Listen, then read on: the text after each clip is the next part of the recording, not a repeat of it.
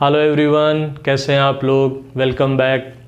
आज का जो हमारा टॉपिक है वो इंग्लिश वोकैबलरी से रिलेटेड है।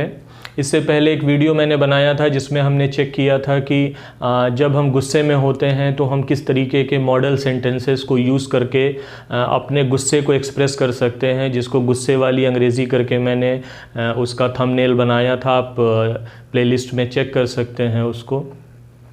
सो आज मैंने सोचा कि उसी कॉन्सेप्ट को आगे बढ़ाते हैं और कुछ नए वर्ड्स जो हैं वो सीखने की कोशिश करते हैं। इंग्लिश वोकैबलरी में एक्चुअली होता ये है कि जितने ज़्यादा वर्ड्स आप मगअप कर सकते हैं, याद कर सकते हैं, मेमोराइज़ कर सकते हैं, लेकिन कोशिश ये करिए कि एक कॉन्सेप्ट के साथ उनको पढ़िए तो उनको समझना जो है वो आसान हो जाएगा। जैसे कि आज का जो टॉपिक है मैंने यहाँ पर लिखा हुआ है डिफरेंट टाइप्स ऑफ लाफ्टर, जिसमें कि हम ये समझने की कोशिश करेंगे कि जो डिफरेंट वर्ड्स होते हैं इंग्लिश वोकैबलरी में जो कि हमारी हंसी के तरीके को एक्सप्रेस करते हैं। सुनकर अजीब लगता है बट बहुत सारे वर्ड्स ऐसे होते हैं जो कि डिफरेंट टाइप्स ऑफ लाफ्टर को एक्सप्रेस करते हैं। हिंदी में भी जैसे हमारी जो नॉर्मल लैंग्वेज है हिंदी उर्दू में, उसमें हम क्या कहते हैं कि जैसे दबा के हंस रहा है, ही करके हंस रहा है, हमें ऐसी हंसी हंस रहा है जो कि अगले को इग्नोर करती है। तो इस तरीके के जो वर्ड्स होते हैं इंग्लिश में जो कि इस पर्टिकुलर कॉन्सेप्ट को जो है वो एक्सप्रेस करते हैं, उन्हीं वर्ड्स को हम आज समझने की कोशिश करेंगे। ओके, इसमें कोई ग्रामर नहीं है, कोई रूल नहीं है, सिंपली वर्ड्स हैं और उनके मीनिंग है। Right, so let's start. हमारा टॉपिक है English vocabulary different types of laughter. यहाँ पर मैंने कुछ एग्जाम्पल्स लिखे हुए हैं जो कि मोस्टली हम डेली टॉकिंग में, डेली स्पीकिंग में हम इस तरीके के वर्ड्स जो हैं वो यूज़ करते हैं। ओके, सो सबसे पहले हमारे पास है चकल।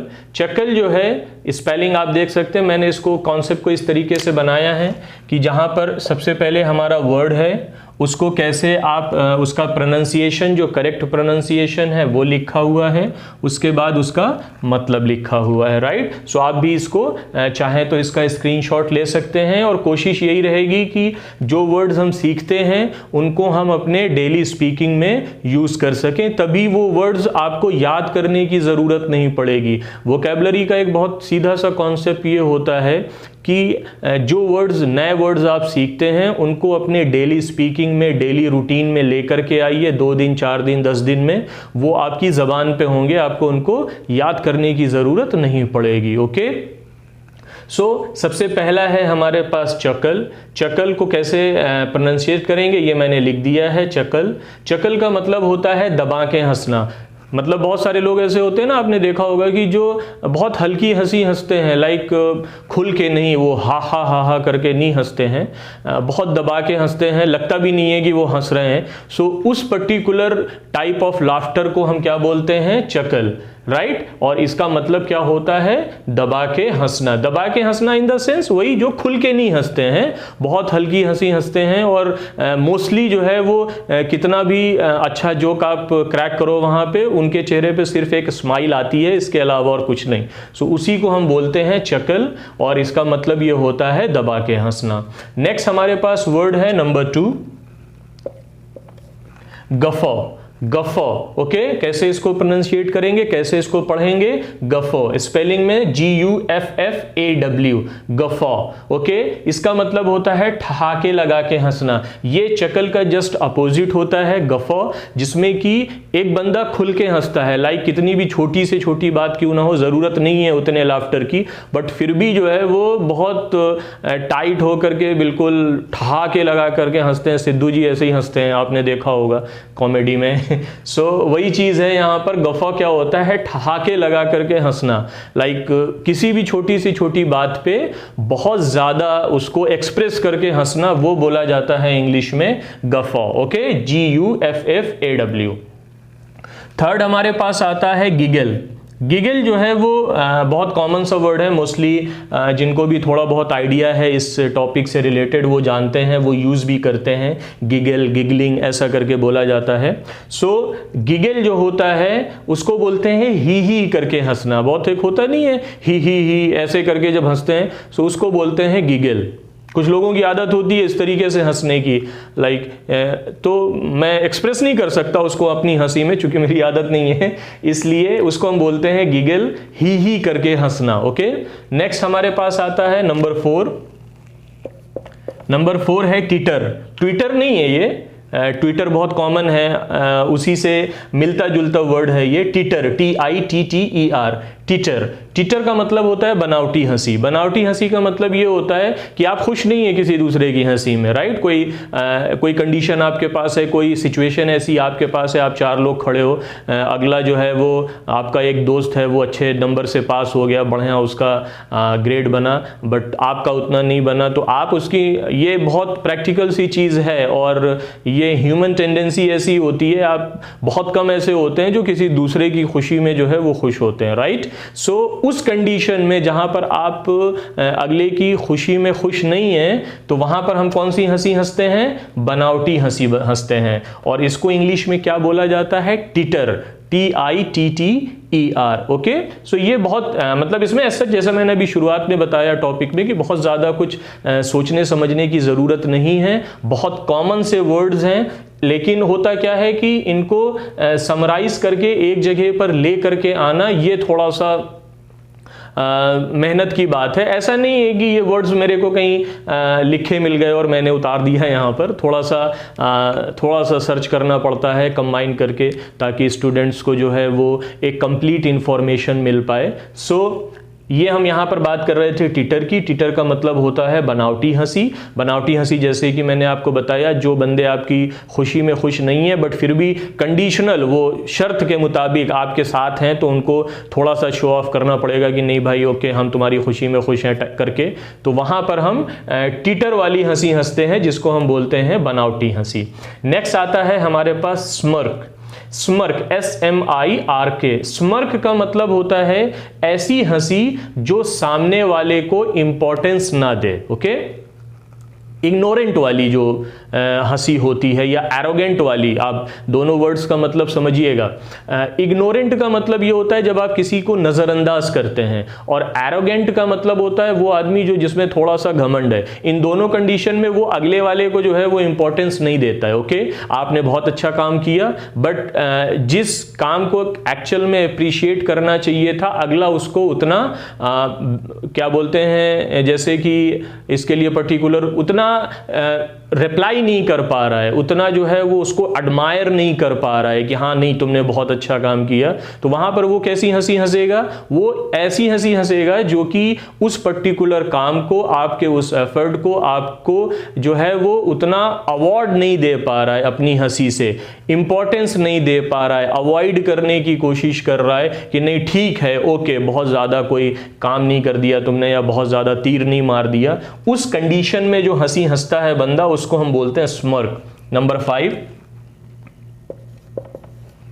ये है स्मर्क। कैसे हम इसको रीड आउट करेंगे? इसका करेक्ट प्रोनाउंसिएशन क्या होता है? स्मर्क। ओके, ऐसी हंसी जो सामने वाले को इंपॉर्टेंस ना दे। एक्चुअल में ये जितने भी टाइप ऑफ लाफ्टर होते हैं, ये पर्टिकुलर एक कंडीशन को जो है वो शो करते हैं। ओके, मतलब कि ऐसा नहीं है कि हम मतलब नॉर्मली ऐसे हंसते हैं। हमारे पास एक सिचुएशन होती है, हमारे पास एक ऐसी कंडीशन होती है, शर्त होती है, एटमॉस्फेयर वैसा होता है, और उसके हिसाब से हमारी हंसी को हम जब एक्सप्रेस करते हैं, हम उस बात को रिप्लाई करते हैं अपनी हंसी से, सो उस पर्टिकुलर कंडीशन में ये डिफरेंट टाइप्स ऑफ लाफ्टर हमारे पास आते हैं।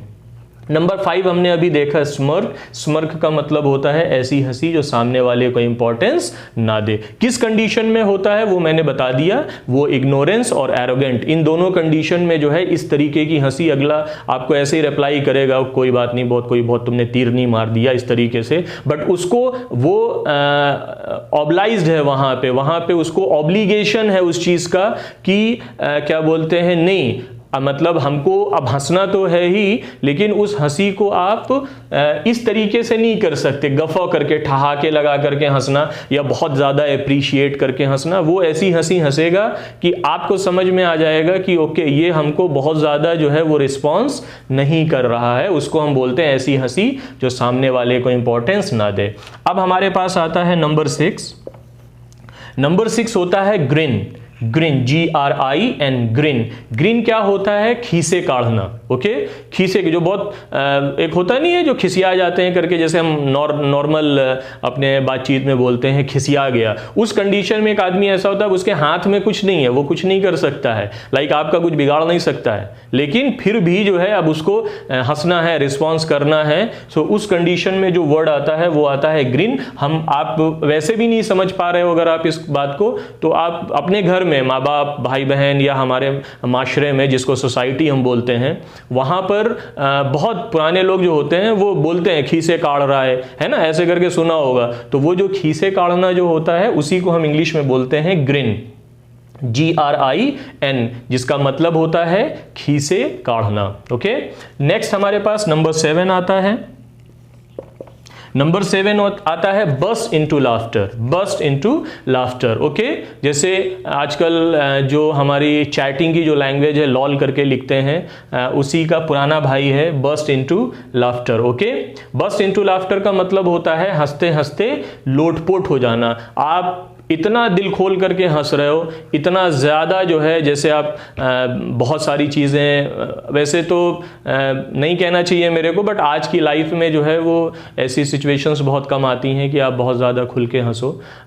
एक एज होती है, स्टूडेंट लाइफ होती है, जहाँ पर इतना लाइफ का प्रेशर नहीं रहता है, वहाँ पर आप बहुत ज़्यादा जो है वो खुल के हंस लेते हो, और इतना ज़्यादा जो है वो रिस्पॉन्सिबिलिटीज़ नहीं होती हैं, और दुनियादारी भी इतनी नहीं आती आदमी को। बट एक एज के बाद जो है ये सब चीज़ें बहुत मुश्किल हो जाती हैं, लाइक हंसना मुहाल हो जाता है, ये फैक्ट है इस बात का।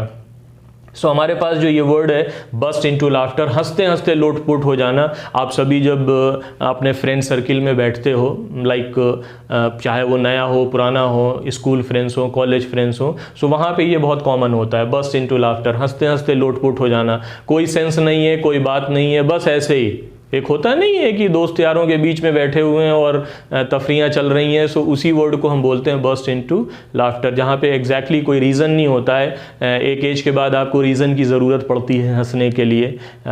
लोग आप देखें मोटिवेशनल वीडियोस जो लोग बनाते हैं, तो वो लोग कहते हैं कि थोड़ा सा रात में सोने से पहले कॉमेडी देखा करो, कॉमेडी टाइप जो वीडियोज़ होते हैं वो देखो, तो उससे माइंड फ्रेश होता है, हंसने का एक रीज़न मिलता है। देखें कि हमारी सिचुएशन क्या हो गई है कि हमको हंसने के लिए रीज़न की ज़रूरत होती है, बट एक एज ऐसी सबकी लाइफ में होती है जहां पर हमें हंसने के लिए रीज़न की ज़रूरत नहीं होती है। हम छोटी से छोटी बातों पे बिल्कुल हंसते हंसते लोटपोट हो जाते हैं, burst into laughter. Okay, number